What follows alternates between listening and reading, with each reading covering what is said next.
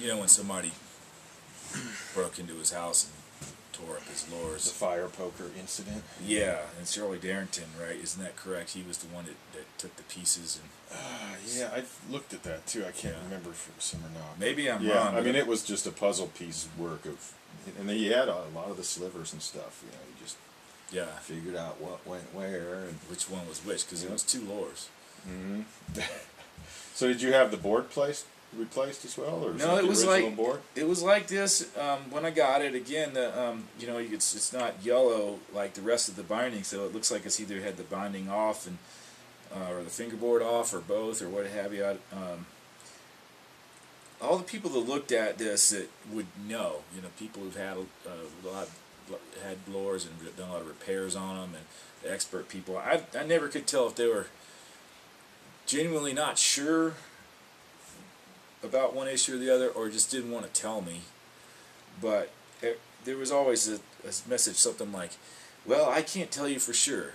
Mm-hmm. That might be the original fingerboard, but I don't know. Because they, each, from one to the other, the binding would be a little bit different. Even in one batch, it seems like there were a lot of nuances that were different. And, you know, the next month, the binding would be the side binding instead of top binding. Mm-hmm. On the headstock, you'd have three strips instead of 2 or whatever. So I could understand them not being certain about that. Yeah, and I guess some people have said a lot of them weren't slotted real well, especially up high. They just wouldn't fret out. So people would just have the boards replaced for that reason. Yeah, I think you if you get this thing set up just right, you'll find that some of even the lower frets aren't really in the right place. If you I kind of think that I've either gotten used to the frets that are out of tune, or I compensate a little bit by the pressure. You know, I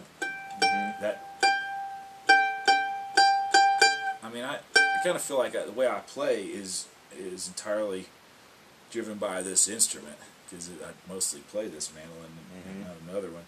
But I think that when I put my finger down that note, I tune that note just with the pressure. You can see I get a pretty good pitch change, and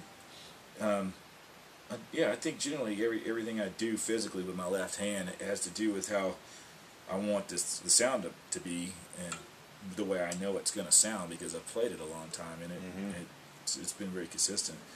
But you know, those issues aside, it's structurally the same as when I got it, and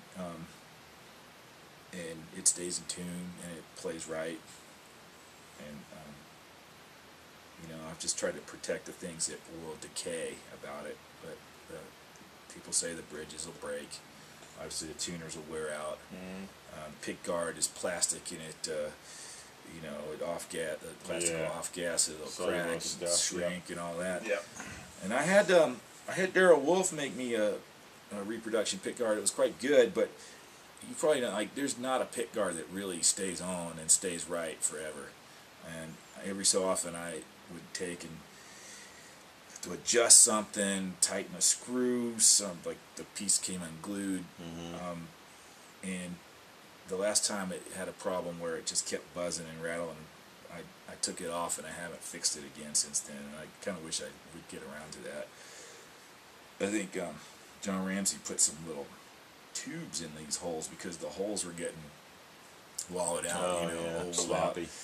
And I didn't ask him to do that, and I might have said no if he asked if I wanted him to, but I'm not sorry that he did, because it's not a bad idea.